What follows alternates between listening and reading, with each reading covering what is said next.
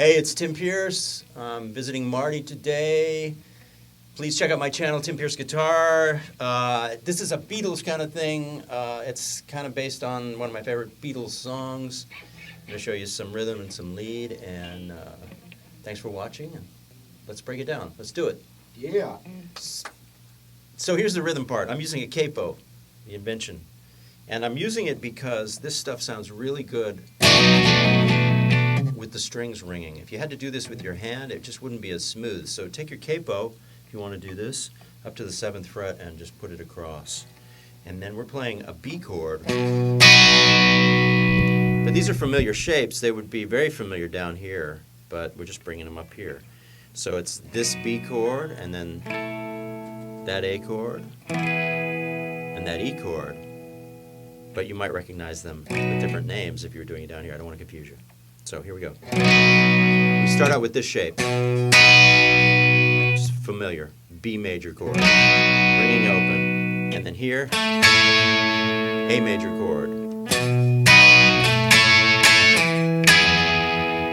then an E major chord. Oh, I'll go ahead and break through the wall. If you were doing this down here, it would be E.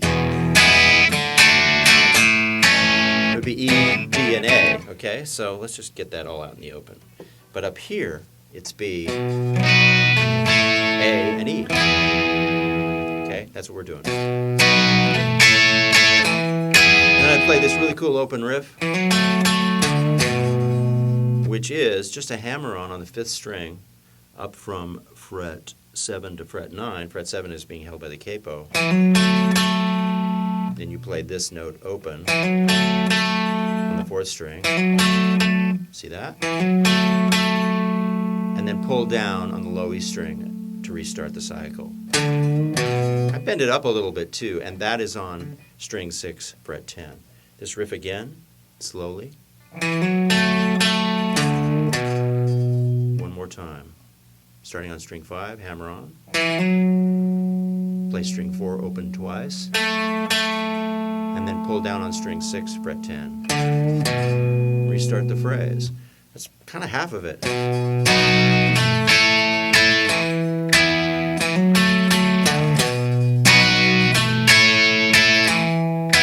then my next corner to end the cycle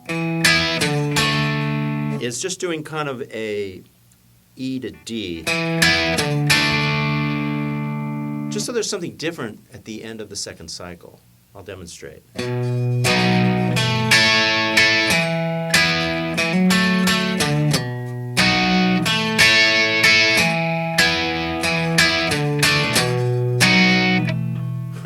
One more time.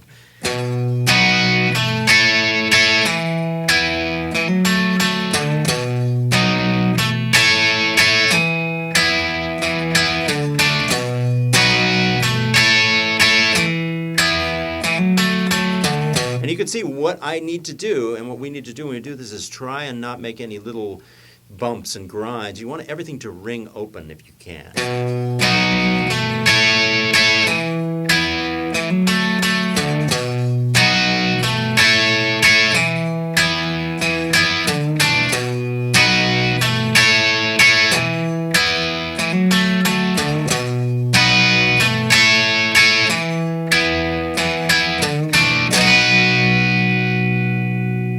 And that's the rhythm. Just keep repeating it. Okay, so now we move on to the jangly part. We got rid of the capo. I took off the capo and I tuned, which is very important because the guitar will probably be a little bit out of tune after you've taken off the capo. So what I'm going to do is I'm going to walk up a B major scale, and this is really cool. I'm going to walk up on one string, which is the 3rd string, the G string, starting on fret 4. I think I used my 2nd finger for this. And then the whole time I'm going to be ringing the open B along with it. So the first part of this, the first 3 notes, or just go up 2 whole steps, 2 frets each time. Start on fret 4, string 3. So the first thing I do is I slide up without picking. I pick once and slide up. 2nd finger, starting on fret 4 up to fret 6. Up 2 more frets and repick. Okay? And then walking up the major scale, We do it again, but this is a little different because we're going up 1 fret and then 2 frets because we're obeying the B major scale. Let me back up a bit and just show you the B major scale on 1 string starting on fret 4, string 3 is.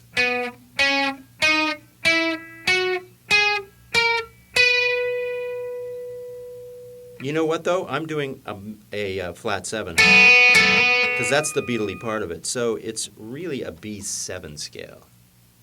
1, 2, 3, 4, 5, 6, flat 7, 1. So you can ignore that if you want and just play the music, but that's a little bit of the theory behind it.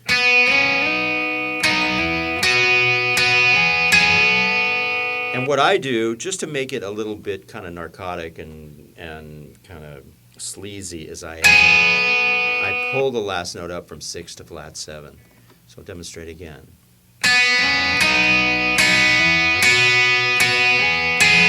And then walk back down. You get a really nice overtone. It always amazes me, the overtone. You're pulling up, but I hear a note going down because of the overtone. Like 2 notes happening. So you're constantly ringing this B, this open B. I'll do it one more time.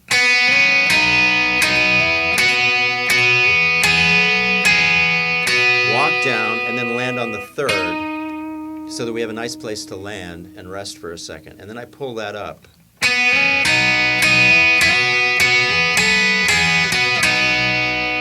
Hit the anchor B note and then pull up to end the phrase. And I do the whole thing again.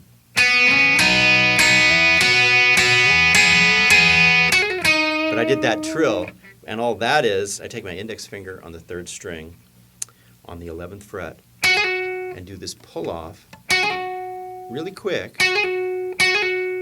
And you want this finger, pull offs, as I always like to say, are just the left hand picking instead of the right one. Just hit it hard enough to where it sounds in an even volume to the previous note, and then pull off, pick by pulling down, but do it really quickly. And then come back and end, just like we did before, on the 3rd of the B, right here. And I think I did this kind of double string pull that I like, which is where I take the 2 notes with my 3rd finger, fret 9, strings 2 and 3. I do this kind of 2-note double stop bend. I'm going to play both those phrases so you get a complete picture. 3, 4, 1.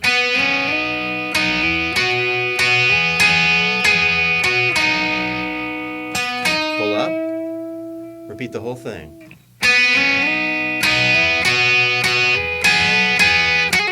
The trill. Kind of bend that the way you want right there. All right, moving on. Now that we've hooked everybody in with a couple of repetitious walks up the G string, now I want to move up high on the neck. And the cool thing about this is I'm still doing 1 string lead playing, and it's really, it's just cool to stay on 1 string. So I go to the high E string, and I'm in B mixolydian, as Marty has, with his music school training, has reminded me. I always forget. It's a B7 scale, the way I look at it, B7's chord. Like, this kind of scale works if you're playing A and B at the same time. Basically like that. That's how I look at it, but it is B mixolydian. So what this is I'm just walking down and doing lots of trills and hammer-ons and pull-offs. And you literally can repeat the same phrase over and over, just paying attention to the scale, staying in the B7 scale, paying attention to the whole steps and half steps that occur naturally in the B7 scale. Do it really slow. And all that is hammer on and pull off. So strike the string, strike it again here on the 10th fret, and do a hammer on and pull off. The hammer on has to be the same volume as the note you previously played. The pull off has to be the same volume. So your goal is to make all the notes the same volume, even though you're only picking 1 note. You're hearing 3 notes. They're being created with your left hand, but you're only picking 1. So that's what you want. You want equal volume, equal strength. And then I drop back. So it's really 4 notes with 1. No, it is 4 notes. 1, 2, 3, 4. Which is pretty cool when you think about it. You can pick one note with your right hand and speak 4 notes with your left hand. Do the same thing here.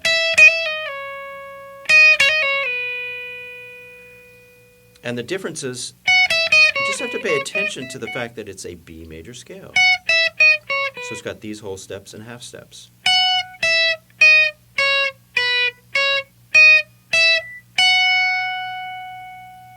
Fret 14, whole step down to 12, half step down to 11, whole step down to 9, whole step down to 7. Visualize that in your mind, and then you can do this repeating thing. And we do it here, and we do it here. Really slowly. Change up the fingers. Do it again. Continue to walk down, and you can do this any way you want. I might have gone.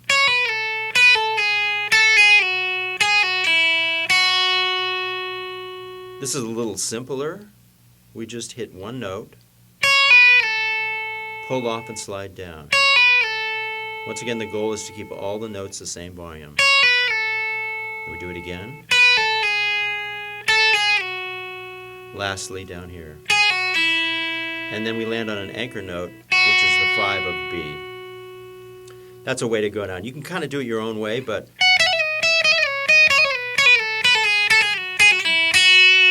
it's pretty much verbatim what I taught, but done fast.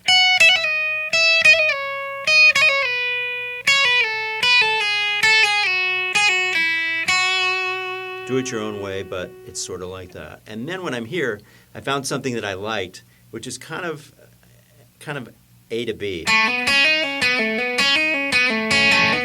little bit dissonant. It's kind of, I'm visualizing an A chord and a B chord, and I'm playing a riff.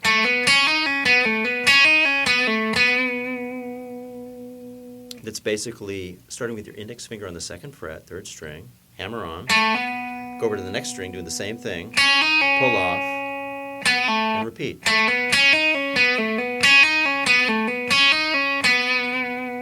Once again, you can do that your own way. So let's do the whole thing.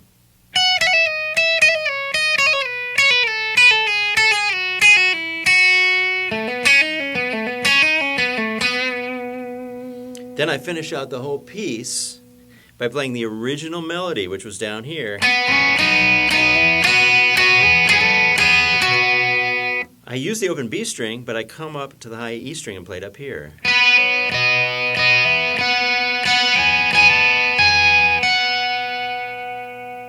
Just walk up the B major, B7 scale, B mixolydian scale.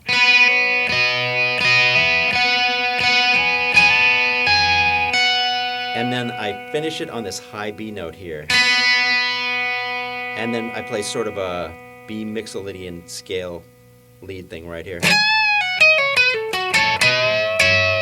And do that thing that's really a favorite of mine where I take the 2 notes together on the 2nd and 3rd string. To me that's very Beatly. But here I'm doing it right over the B chord that's up here high on the neck, fret 14 to 16.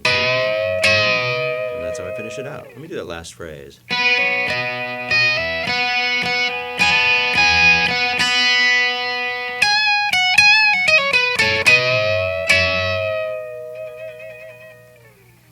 Well, thanks so much for sticking around. See you on the next one. Thanks for your support. Talk soon.